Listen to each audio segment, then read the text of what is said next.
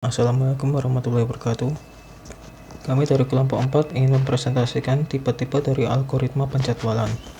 Mulai dari saya, nama Muhammad Masud Mahfud Dermawan, NIM 20113502. Nama saya Fadli Galebar Handoso, NIM 20113494. Nama saya Nugroho Rapianto dengan NIM 20113492. Perkenalkan, nama saya Adi Arifin, dan di sini saya akan menjelaskan SJF atau Shortest Job First pada algoritma penjadwalan.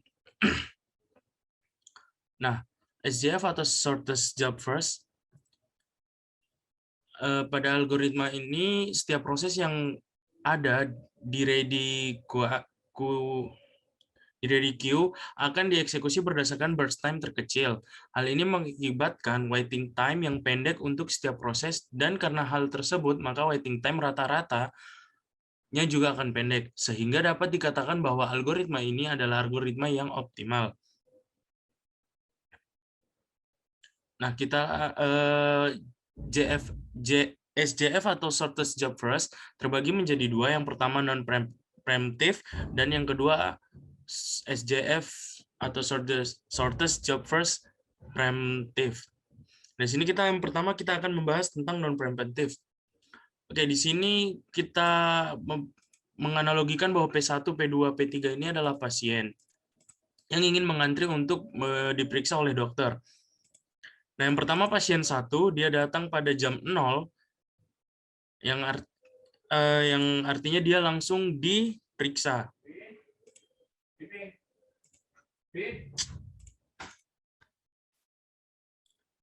Jadi pasien 1 atau P1 ini masuk ke waktu 1 atau jam 0 maksudnya.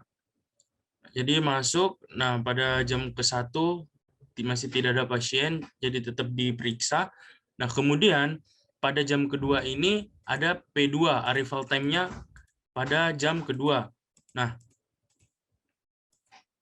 tetapi karena ini non-preemptive, maka pasien pertamalah yang akan diprioritaskan hingga selesai. Jadi karena di sini waktu periksa atau burst time-nya ini, waktu eksekusinya adalah 5 jam, kita analogikan 5 jam. Jadi antriannya akan penuh semua untuk pasien pertama. Oke, 5. Nah, kemudian kita di sini ada queue-nya.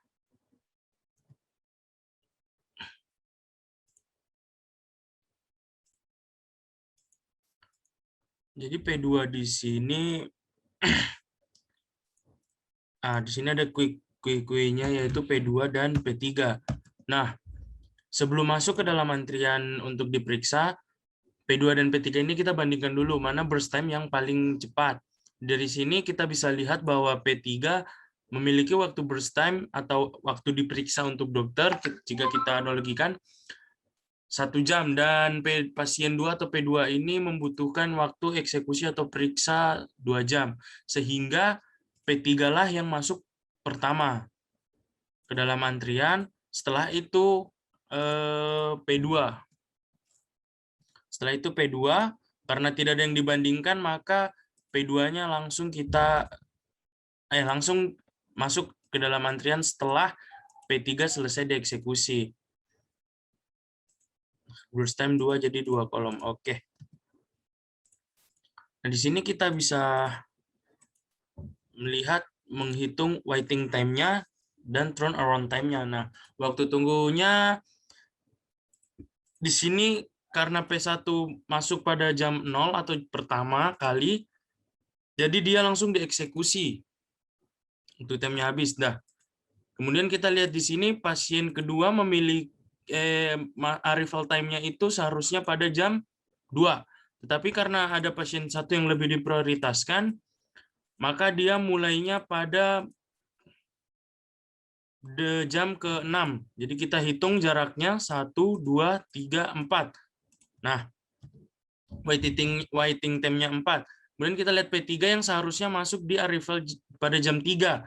Tetapi di sini dia mulai pada jam 5. Kita hitung berapa jaraknya. 6 dikurangi 3, 3 ya? masuk pada jam 5 ya, 5 ya. Jadi jaraknya 5 dikurang 3, 2 ya, 2. Oke. Sehingga kita dapat rata-ratanya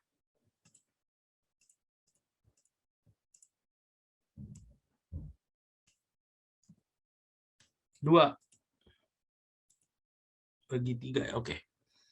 6 bagi 3. Nah, rata-ratanya 2 jam.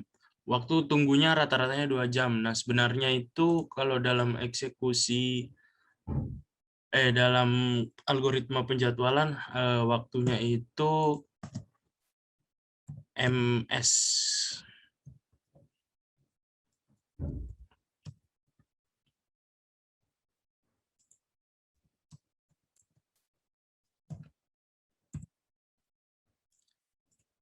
Sekarang kita hitung waktu keseluruhan dari waiting time dan eksekusinya. Jadi di sini waiting time-nya 0, burst time-nya 5, sehingga turnaround-nya 5. Dan di sini waiting time 4, di sini 2, 6. Kemudian di sini turnaround-nya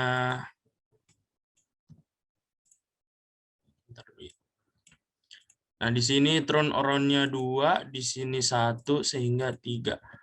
Nah, jadi di sini kita bisa melihat bahwa waktu keseluruhan eksekusi dari shortest job first yang tipe non-preemptive ini membutuhkan waiting time selama rata-rata 2 jam dan keseluruhan penyelesaiannya rata-rata 4,67 jam.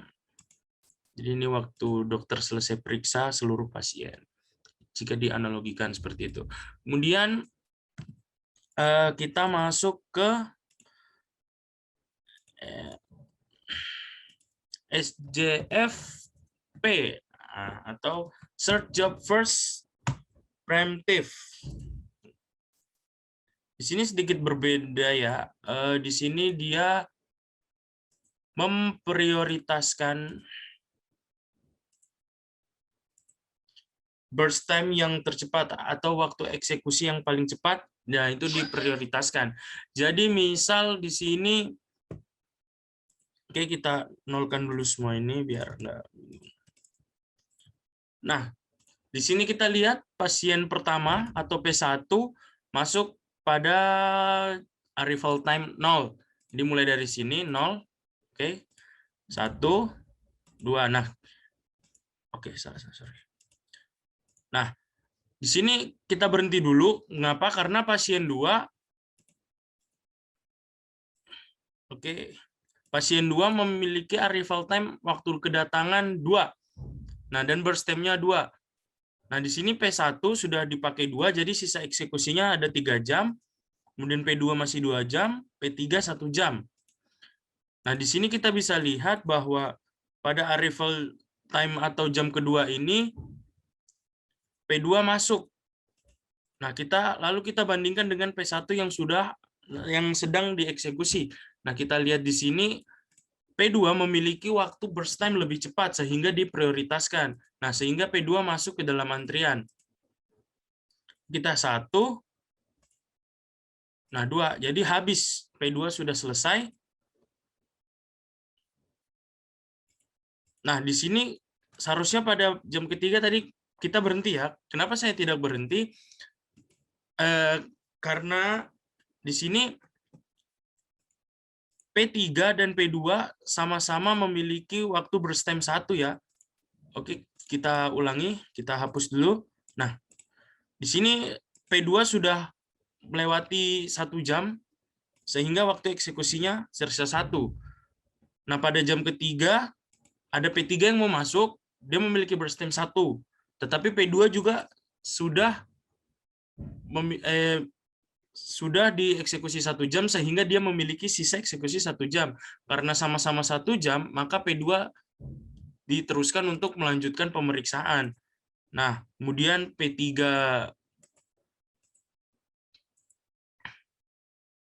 P3-nya masuk. Nah, dan P3-nya masuk.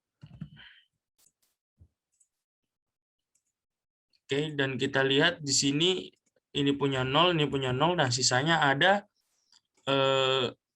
pasien pertama lagi melanjutkan sisa eksekusinya atau sisa pemeriksaannya. Oke.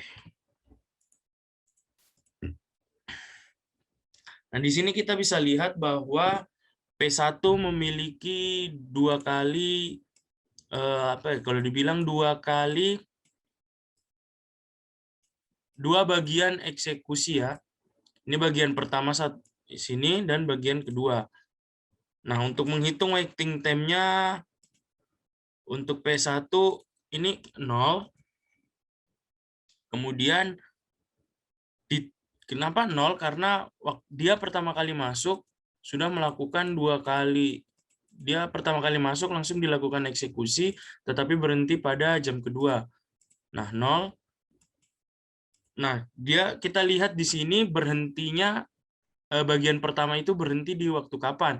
Nah, di sini berhentinya pada jam kedua ya, dan dimulai lagi bagian keduanya pada jam kelima. Jadi kita hitung jarak antara akhir bagian 1 dan awal bagian 2. Kita hitung jaraknya 1, 2, 3. Nah, jadi di sini 0 ditambah 3, sehingga waiting time-nya adalah 3. Kemudian untuk pasien 2 hanya memiliki satu bagian, dan di sini waktu arrival time-nya sama posisi dari waktu Gantt chart-nya ini atau antriannya ini sama, jadi memiliki waiting time 0. Nah, kemudian P3 yang seharusnya masuk pada jam 3, tetapi di sini jam 4, akhirnya harus menunggu sekitar 1 jam. Jadi waiting time-nya 1 jam. Nah, sehingga rata-rata dari waiting time-nya adalah 1,3 jam. Nah, kemudian kita hitung turnaround time-nya di sini. 8, 5 tambah 3, kemudian turnaround time-nya 2, dan turnaround-nya 2. Nah, di sini kita bisa lihat waktu yang dibutuhkan dokternya untuk memeriksa seluruh si pasien hanya sekitar 4.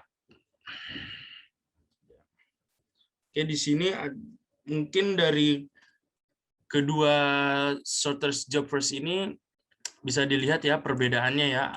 Rata-rata dari turnaround time-nya. Nah, di sini kan waktu arrival time-nya sama, burst time-nya juga sama. Nah, tetapi di sini waktu eksekusinya yang berbeda.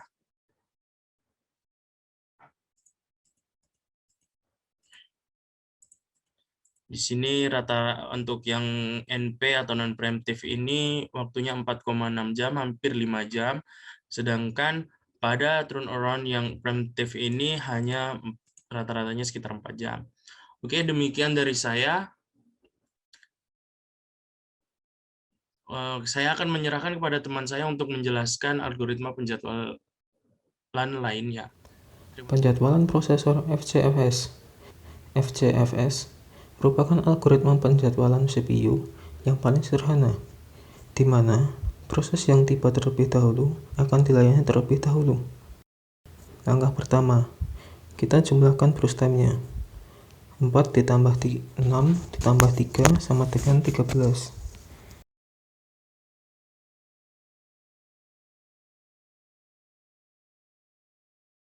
Lalu buat kolom.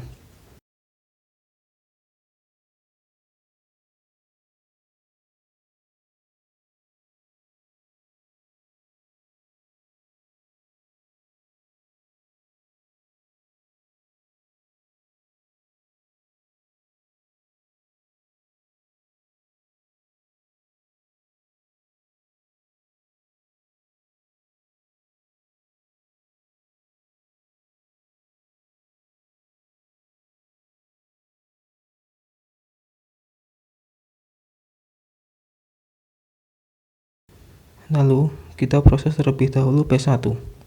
P1 memiliki arrival time yaitu 0.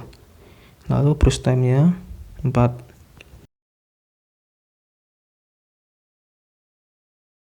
Lalu prosesnya.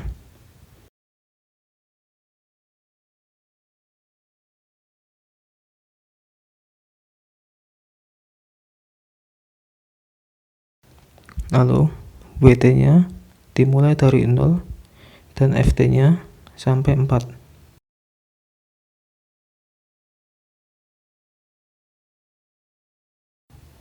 Lalu respon time atau RT-nya tinggal Ft dikurangi At. Jadinya 4 dikurangi 0, hasil RT-nya maka 4.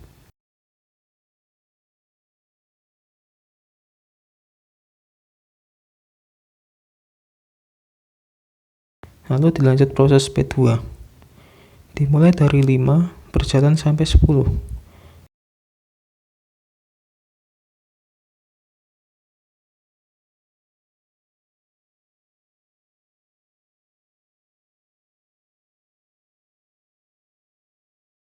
Lalu ini P2 ditulis Pt-nya 4, lalu Ft-nya 10. Dan RT-nya tinggal dikurangi, jadinya 10 dikurangi 1, hasilnya 9.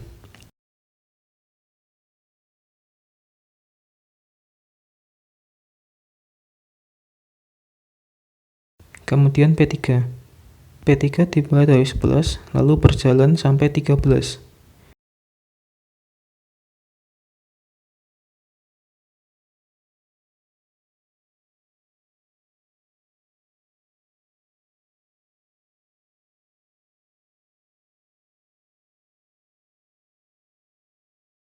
Untuk mencari RT-nya, sama, tinggal 13 dikurangi 2, hasilnya 11.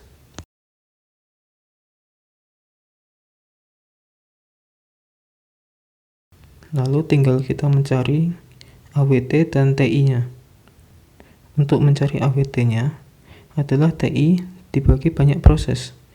Kalau untuk TI, nanti cara mencarinya dijumlah dari keseluruhan RT-nya.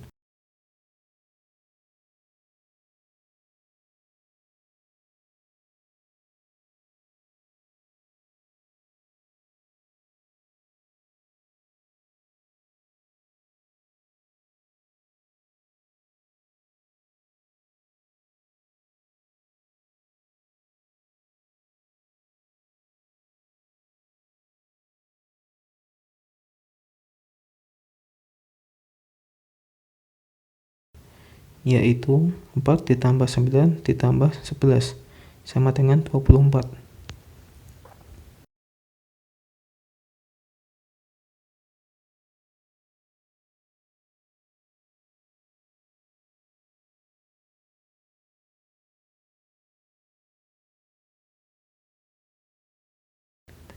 Lalu untuk mencari AWT-nya, tinggal 24 dibagi jumlah prosesnya, yaitu 3.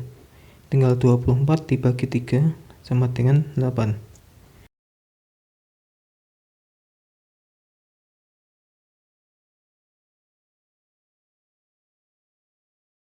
Ya, itu saja untuk FCFS. Round robin merupakan suatu metode yang cara kerjanya berupa penjadwalan yang membagi setiap proses menjadi porsi waktu yang sama. Proses yang mempunyai waktu proses terpendek akan lebih cepat selesai daripada proses yang mempunyai waktu proses yang lama. Metode ini membuat setiap proses memperoleh jatah waktu di dalam kuantum waktu yang sama dari tiap-tiap prosesnya dan telah diatur oleh task schedule. Semua proses tidak ada yang diprioritaskan dan diberi waktu pemrosesan berupa quantum time atau time slice di dalam proses itu berjalan.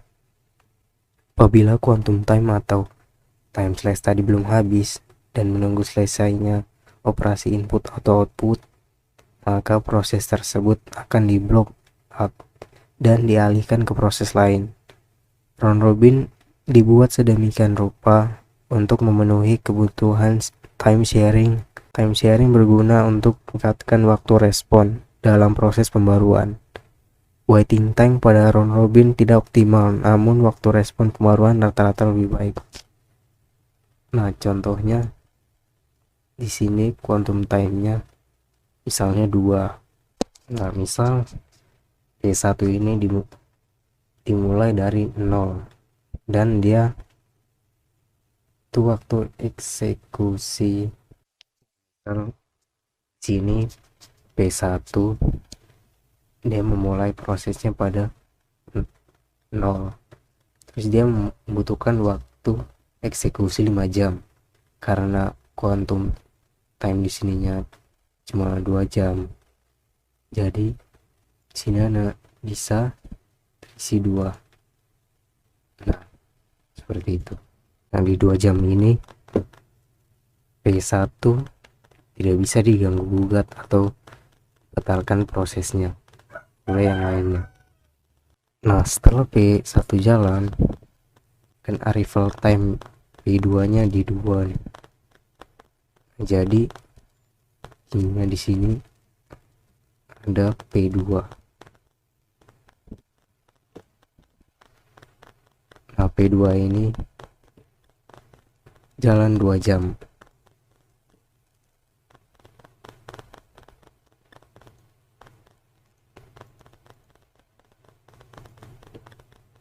Nah,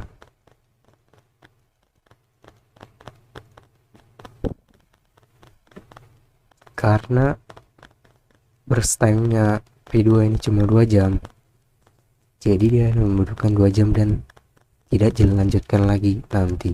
Nah, ini jam 3 ini P3 masuk di sini.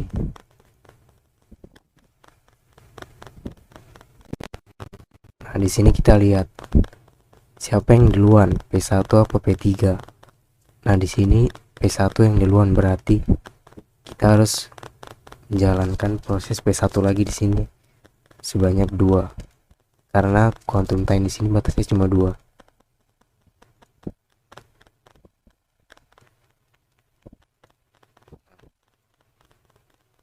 Seperti itu, karena P1 duluan, jadi P3 ini nanti. Jadi P1 dieksekusi dulu di sini sebanyak 2. Nah, P1 ketika sudah dijalankan dia akan keluar dari antrian. Nah, setelah sini saatnya gilirannya P3 masuk untuk dieksekusi. Jadi sini gilirannya P3. Nah, kan di sini P1 belum selesai, makanya dia masuk antrian lagi P1 karena ini baru 4 dan di sini dibutuhkan waktu 5. Jadi prosesnya P1 belum selesai. Nah, karena P3 sudah selesai karena membutuhkan waktu 1 jam saja di sini. Jadi ini P3-nya kita hapus. Nah, sisa gilirannya P1 saja. Dan terakhir karena P1 tinggal satu-satunya, jadi kita isi 1 di sini. Karena dia membutuhkan waktu 1 lagi untuk jadi 5. Nah, seperti itu. Nah, karena semua sudah dieksekusi di sini, jadi antriannya habis. Karena sudah tereksekusi semuanya. Tidak ada yang menunggu lagi. Nah, sekarang kita akan mengecek waiting time-nya. Nah, pertama yang P1. P1 ini arrival time-nya dari 0. Dia tidak menunggu di sini, dia langsung dieksekusi di 0 juga. Jadi di sini kita isi 0. Nah, kemudian di proses kedua P1 ini menunggu sebanyak 2 karena diisi oleh P2. Jadi dia harus menunggu lagi. Jadi kita isi 2 di sini. Nah, pada proses ketiga P1 ini dia menunggu sebanyak 1 saja karena waktu ini dipakai untuk si P3 ini. Jadi 1 di sini. Nah, jumlah P1 ini menunggu untuk dieksekusi adalah 3 karena 3 itu waktu dipakai untuk mengeksekusi P2 dan P3. 1, 2, 3. Nah, lanjut ke P2. P2 di sini arrival time-nya dia pada angka 2. Nah, pada saat di angka 2 ini dia langsung dieksekusi 2 kotak 2 jaman lah. Nah, 2. Jadi dia tidak menunggu, di sini kita isi 0. Karena dia langsung dieksekusi dan burst time-nya cuma 2. Jadi langsung 2 selesai. dia tidak menunggu lagi. Nah, pada P3 ini arrival time-nya dia di angka 3 dan dia baru dieksekusi di angka 7, berarti dia di sini menunggu selama 1 2 3, menunggu 3 antrian baru dia dieksekusi. Nah, seperti itu. Sekarang kita menghitung 3 tambah 0 ditambah 3 dibagi 3. Nah, di sini rata-ratanya 2. Nah, kemudian untuk turnaround time-nya itu burst time ditambah waiting time. Jadi di sini 5 ditambah 3 8. Sini 2 tambah 0 2. 1 tambah 3 4. Nah, seperti ini. Nah, turnaround time ini adalah berapa lama dia untuk, pokoknya ini adalah gabungan burst time dengan waiting time. Ya, pokoknya begitu. Berarti total waktu dia dieksekusi sampai selesai. Nah, ya. Contohnya ini 8, P2, 2, P3, 4. Pokoknya total waktu dia dieksekusi sampai selesai. Kita hitung rata-rata dari turnaround time-nya. Nah, di sini caranya 4 ditambah 2, kita tambahkan semua 8, lalu dibagi 3. Nah, di sini rata-ratanya 4,67 dari turnaround time-nya. Nah, sekian penjelasan saya tentang round robin. Penjadwalan yang bertipe priority. Oke, untuk priority ini dibagi dua jenis juga, yaitu priority non preemptive dan preemptive. Non preemptive itu tidak bisa diganggu gugat, sementara preemptive itu kebalikannya, atau bisa diganggu gugat lah. Langsung saja, kita memiliki 3 buah proses, P1, P2, dan P3. Di mana P1 ini memiliki nilai priority 3, kemudian proses 2 itu 2, kemudian proses ketiga itu 1. Fungsi dari nilai priority ini adalah jika di dalam sistem operasi itu akan menentukan proses mana yang akan lebih didulukan dijalankan.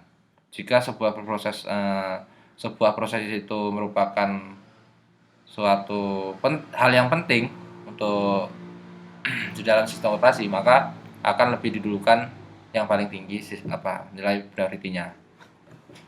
Langsung saja, ini kita analogikan sebagai seorang pasien. Pasien 1 datang di awal mula pembukaan praktek, dimulai dari jam 0.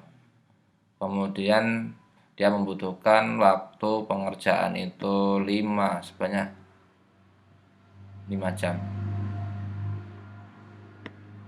Sampai sini 5 jam. Ini merupakan milik dari P1. Di saat P1 sedang dioperasi atau sedang dijalankan, P2 dan P3 sudah menunggu di ruang tunggu. P2 dan P3 sudah menunggu di ruang tunggu. Kita lihat P2 itu datangnya di jam kedua, berarti di sini. Kemudian P3 itu datang di jam ketiga di sini. Sebelum dioperasikan salah satu dari kedua orang ini, dilihat dulu sistem sistem akan melihat mana nilai priority yang lebih tinggi. Nah, ternyata nilai P3 lah yang lebih tinggi. Maka walaupun dia datangnya lebih telat dan lebih lambat maksudnya saya, maka karena dia memiliki nilai priority yang tinggi, maka P3 lah yang lebih didulukan. Dia akan langsung dijalankan di sini. Yang ketiga, dia memiliki waktu pengerjaan 1 jam. Nah, maka setelah P3 selesai, maka P2-nya baru dikerjakan. Banyak 2. Nah, seperti seperti itu. Untuk waktu tunggunya, P1 tidak menunggu karena sudah datang lebih dulu, kemudian P2 dia datang jam 2, kemudian dioperasikan jam 6. Berarti 6 kurang 2, 4. P3 dia datang jam 3, kemudian dioperasikan jam 5. 5 kurang 3 berarti 2. Oke. Selanjutnya ini first time ditambah waiting time.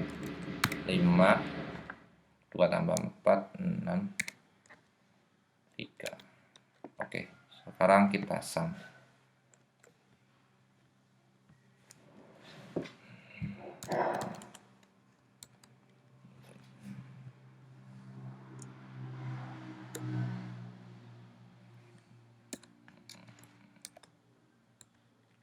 Bagi 3.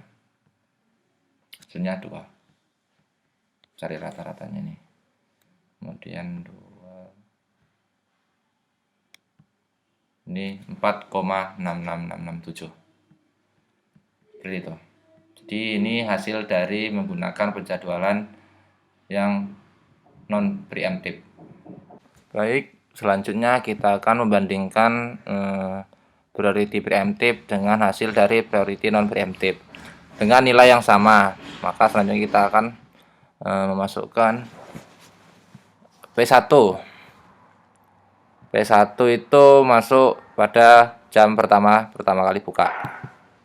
Dia itu sampai 5 kali ya, 5 first time-nya. 5 sampai 2 dulu, karena di jam kedua itu ternyata ada P2 yang datang. P2 datang ke antrian.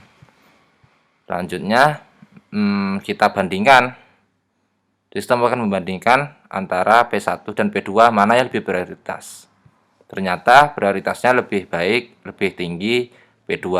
Jadi terpaksa P1 yang mengalah dan masuk ke ruang tunggu. Jadi selanjutnya adalah P2 yang dieksekusi. Karena ini adalah priority preemptive atau dapat diganggu gugat. Seperti itu. Nah, P2 baru berjalan 1 jam, datang P3 di jam ketiga ini. P3 datang. Kemudian dibandingkanlah P3 sama P2 itu mana yang lebih prioritas. Ternyata P3 lebih prioritas dengan nilai 1. Maka P3 akan dilakukan operasinya. Masuklah P3 ke sini. P3 berapa? Ternyata cuma 1. Maka lanjut lagi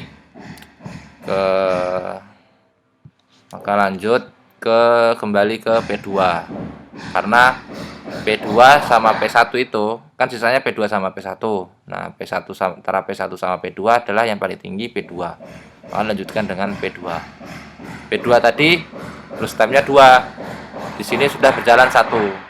Jadi sisanya adalah 1 kali jalan lagi. Hijau. Nah, maka sisanya adalah P1 dengan 1, 2 berarti 3 lagi. 3 kali jalan. Nah, sampai sini. Oke. Jika sudah, kita akan menghitung waiting time-nya. Nah, di sini tadi P1 tuh kita menghitungnya dari finish awal jalan, kemudian start jalan yang kedua. Jadi itu 5 dikurang 2 berarti 3. Kemudian P2 itu 4 dikurang 3 1. Kemudian P3 datang langsung dieksekusi dan tidak ada menunggu, jadi 0. Kita sum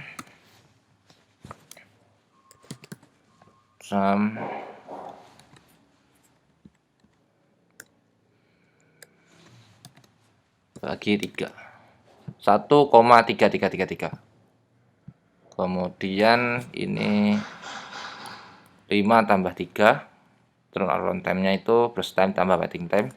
5 tambah 3, 8. Kemudian 2 tambah 1, 3. Kemudian ini 1. Lalu kita sum lagi.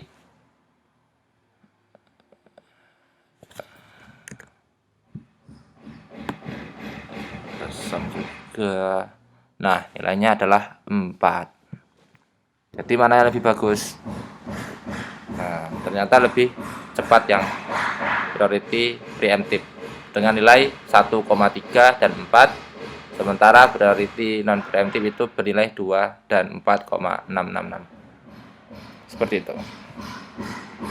Mungkin hanya itu yang dapat saya jelaskan. Lebih dan kurangnya saya mohon maaf. Assalamualaikum warahmatullahi wabarakatuh.